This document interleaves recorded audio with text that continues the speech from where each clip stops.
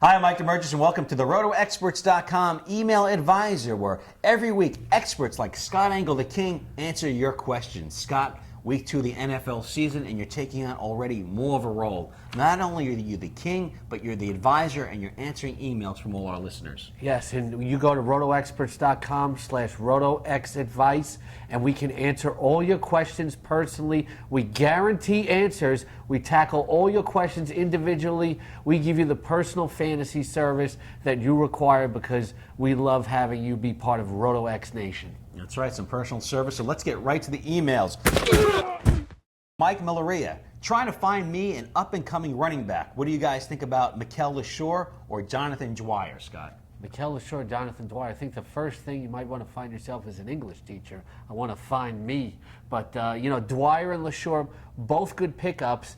But, if you have to decide between one or two, I think Dwyer, at least in the short term, might get more quality carries. They're talking about Rashard Mendenhall probably coming back, but I think it might be a smokescreen because there's lots of information out there now, and I think the information, though, because there's so much available, is more cryptic now, and I don't think a lot of the coaches are being honest when they talk about the guys. I don't think Rashard Mendenhall is going to be back in full action for at least another week or two. So in the short term, I think you like Dwyer if it's a short-term solution. And Mendenhall, we don't know how he's going to look when he comes back either. So Dwyer can still get a lot of quality work. I like him this week. In the longer term, though, it might be Mikel Leshore. It really depends whether you're seeking long-term or short-term.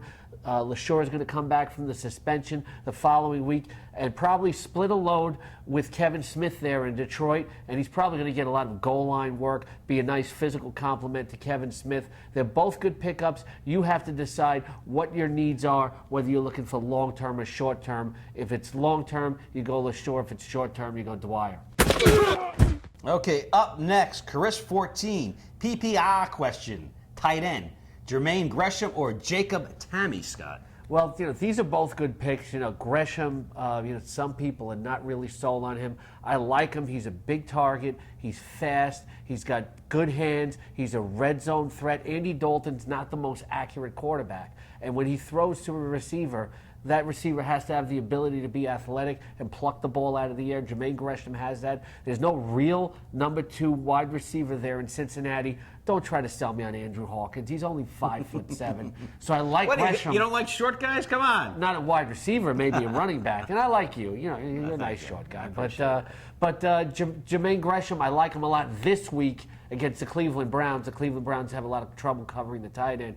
Jacob Tamme's a nice start, too. I think it's going to be a shootout there on Monday night. You put me to a wall. This is another very tough decision. I like both guys. A lot of people don't have both. You can start both of them, but if you're looking at Tamme versus Gresham, I think Tamme might get some more frequent targets than Gresham. If it's a PPR, I like Jacob Tamme to get the catches. If it's a non-PPR, I like Jermaine Gresham because he has a better chance of scoring a touchdown. Okay, up next, Android. That's right, we have a question from an Android user. And Scott, you guys are taking a lot of questions from Android users. Yes, RotoX advice, free, all one word on the Android market. We can tackle all your questions from your Android device. Well, we didn't put out the play yet. I don't know if you can tackle it or not. Okay. So the Android user asks, I'm a little desperate after a stomach-churning disappointment Thursday night from Aaron Rodgers. I need 3 of these wide receivers: Mike Wallace, Eric Decker, Marcus Colston, Lance Moore, Steve Smith, A.J. Green, or Pierre Garçon. Oh, Pierre Garçon, les wide receiver no longer their pew. But I got to tell you, you have so many wide receivers, and when this user has so many wide receivers, when you have a lot of wide receivers like that, you may consider a trade. If you have that much depth at running back, though, don't be so quick to trade because we've seen a lot of guys can go down with injuries. But a wide receiver, you might want to make a deal because you don't want to face these type of tough decisions every week. A.J. Green's a lock. He's a must-start. He's a top 4 fantasy wide receiver. You got to start him every week. Mike Wallace, week 2, he's another week back from the holdout. We don't know what's going to happen with Darrelle Revis. Mike Wallace is a must-start when he's healthy and when he's in the lineup, regardless of matchup. The Steelers have enough diversity on offense to challenge the Jets secondary. And I really like Eric Decker to step forward this week. I think it's going to be on a shootout on Monday Night Football. Peyton Manning versus the Atlanta Falcons, and Eric Decker is really going to become a go-to guy for him. Okay, Scott, the final two questions of the show. First from just a guest. I have Darren McFadden, Ryan Matthews, and Stephen Ridley. My opponent is offering Chris Johnson and Jamal Charles for Darren McFadden. This Android guest wants to know, what should I do? Chris Johnson and Jamal Charles for Darren McFadden. I won't do that because, Chris Johnson, I think he's going to be very up and down this season. Jamal Charles, I think, is maybe 80% of what he used to be. I think your depth is good enough at running back, where you have Darren McFadden. McFadden's going to be a real big focal point of that Oakland Raiders offense. As we saw in the opening week, he's going to catch a lot of passes too. Stephen Ridley's a nice sleeper. And, you're talking about dealing players at certain positions. What everybody watching this has to remember, a lot of times when you want to make a trade, you want to do it A, to either fill a need, or B, to get a significant upgrade. And this really does neither. A lot of times I'll get questions about trading kind of like similar like guys at the same position, and you really don't get a major upgrade there. It's really, it's always something to consider. We have to take every trade on a case-by-case basis, but I'm not looking to get rid of Darren McFadden if I have him, unless I get absolutely blown away with an offer. Okay, the final question of the show from Squirk. Flex position, Kenny Britt, Des Bryant, or Stevie Johnson? Well, Scott. I'm not going to say Kenny Britt yet, because Kenny Britt is coming off of 2 knee scopes. He's going to be on a limited snap count, and it's really too early to use him.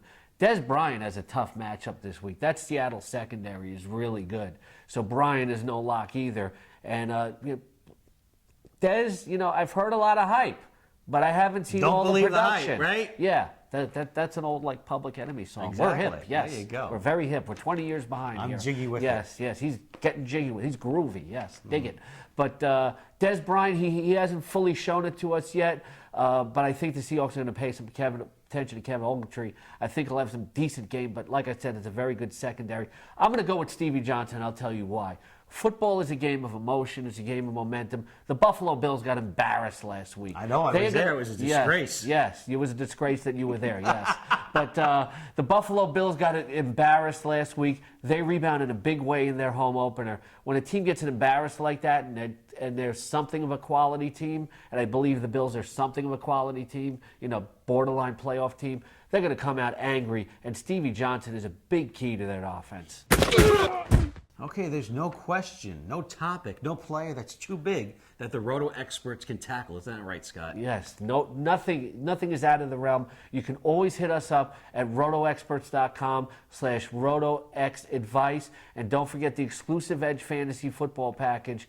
I can easily help you set your lineup with my lineup rankings every week and my complete game breakdowns on Fridays. I tell you who to start and smile and who to watch and worry about. Okay, he's the King, Scott Engel. Welcome to the first edition of the Roto Experts Email Advisor. I'm Mike DeMurgis.